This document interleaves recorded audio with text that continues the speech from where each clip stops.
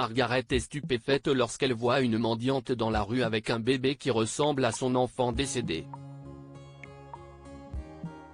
Pendant longtemps après la mort de son mari et de sa fille, Margaret Union s'est imaginé qu'elle les voyait partout. Elle a cru devenir folle lorsqu'elle s'est retrouvée à courir dans le supermarché après un homme portant un enfant dans ses bras, persuadée qu'il s'agissait de Frank et Didi. Mais l'homme s'est retourné et ce n'était pas Frank, elle s'est excusée et est partie en tremblant. Sa famille perdit la honte, éveillée et endormie, jusqu'au jour où elle voit une femme dans la rue avec sa fille dans les bras. Ironiquement, son cauchemar avait commencé le jour de la fête des mères. Frank et Didi s'étaient éclipsés tôt pour lui acheter des fleurs, mais les freins d'un camion avaient lâché à une intersection et, en un instant, sa famille bien-aimée avait disparu. Margaret avait commencé à suivre une thérapie et les choses s'étaient améliorées jusqu'au jour où elle a vu une femme qui mendiait dans la rue, avec un bébé, du même âge que Didi lorsqu'elle est morte étalée sur ses genoux. La femme avait à peu près l'âge de Margaret, mais elle avait l'air âgée et marquée par la dureté de la vie dans la rue. Margaret a senti une vague de pitié l'envahir. Elle ne pouvait pas imaginer ce que c'était que de vivre avec un petit enfant dans la rue. Elle s'est approchée et a fouillé dans son sac, à la recherche d'un peu d'argent à déposer dans le bol de la femme, quand l'enfant a tourné la tête vers elle. Margaret a sursauté. Au sommet de la pommette de la petite fille se trouvait un grain de beauté en forme de cœur, tout comme celui de Didi. Margaret a eu l'impression qu'un grand coup de poing lui a été donné dans l'estomac. Elle devait être en train de l'imaginer, d'halluciner à nouveau. Elle a complètement fermé les yeux, puis a pris une profonde inspiration calmante, comme son thérapeute le lui avait appris, puis elle a rouvert les yeux et a regardé l'enfant. Le bébé avait la tache de naissance, ce n'était pas son imagination. Margaret s'approche de la femme. « Bonjour, dit-elle d'une voix douce. Tu as l'air d'avoir faim. » La femme leva le visage et hocha la tête. « J'ai très faim, murmura-t-elle, mais j'ai besoin de nourriture pour mon bébé. » « Si vous me laissez vous aider, dit Margaret, vous aurez toutes deux plus quoi c'est à manger et un endroit sûr pour dormir ce soir. » La femme avait l'air un peu effrayée. « Vous ne prendrez pas mon bébé ?» demanda-t-elle craintivement. « Jamais, s'est écriée Margaret. J'ai perdu mon enfant, et je ne ferai jamais cela. » La femme se leva, berçant tendrement l'enfant. Elle suit Margaret jusqu'à sa voiture et y monte. Sur le chemin de la maison de Margaret, la femme raconte son histoire. Elle s'appelle Carly, a été élevée dans un orphelinat et a quitté le foyer d'accueil à 18 ans. Elle a eu une vie difficile, solitaire et mal aimée, jusqu'à ce qu'elle tombe enceinte. « Il voulait que je donne mon bébé à l'adoption, a déclaré Carly. Mais je sais combien j'ai souffert aux mains des personnes qui m'ont adopté et qui m'ont ensuite abandonné.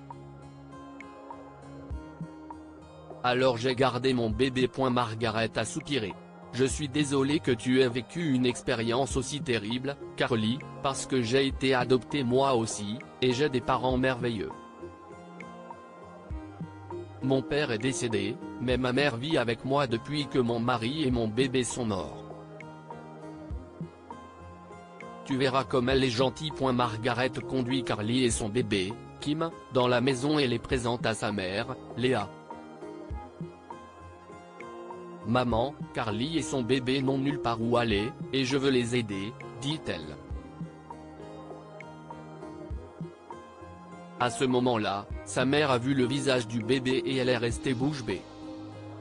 « Oh mon Dieu, Margaret, » chuchote Léa, elle ressemble exactement à Didi. Avec l'aide de Léa, Margaret a donné un dîner chaud à Carly et Kim. Puis elle a montré à Carly la chambre d'Amis et y a déposé des vêtements. Tu peux aller prendre une douche chaude, a dit Margaret. Et je vais changer la couche de Kim et lui trouver un pyjama. Margaret et Léa jouaient avec Kim lorsque Carly est sortie du bain, portant les vêtements de Margaret et ressemblant à une femme différente. En fait, elle ressemblait presque exactement à Margaret. Léa a sursauté et a plaqué ses mains sur sa bouche. Ce n'est pas possible, s'écrie-t-elle. Qu'est ce qui n'est pas possible, maman ? Demande Margaret. Regarde, dit Léa. Regarde son visage. Carly ressemblait à Margaret. Des lignes de souffrance marquaient son visage, mais elle était toujours le sosie de Margaret. Oh, Margaret, a crié Léa. Quand nous t'avons adopté, la femme de l'agence a dit que tu avais une sœur, mais elle n'a pas dit que c'était ta jumelle. Margaret et Carly se regardaient avec étonnement. Nous sommes sœurs ? Demande Carly. Je ne l'ai jamais su, personne ne m'a jamais dit que j'avais une sœur. Léa avait les larmes aux yeux. Si j'avais su, je vous aurais prises toutes les deux, a-t-elle dit. Et elle a tendu les bras et a serré Carly dans ses bras. Carly pleurait et embrassait Léa, et Margaret les a rejointes. Nous sommes ensemble maintenant, Carly, a crié Margaret. Et je vais vous aider, toi et Kimmy. Vous pouvez compter sur moi. Et ainsi, deux personnes qui avaient désespérément besoin d'amour et de famille se sont trouvées.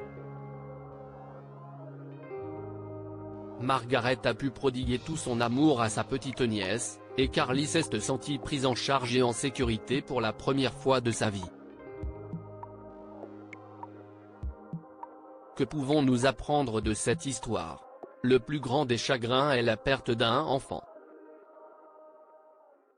Le monde de Margaret s'est écroulé lorsqu'elle a perdu son mari et sa fille, mais elle a trouvé du réconfort auprès de sa nouvelle sœur et de sa nièce. Parfois, l'amour et le soutien arrivent de la manière la plus inattendue.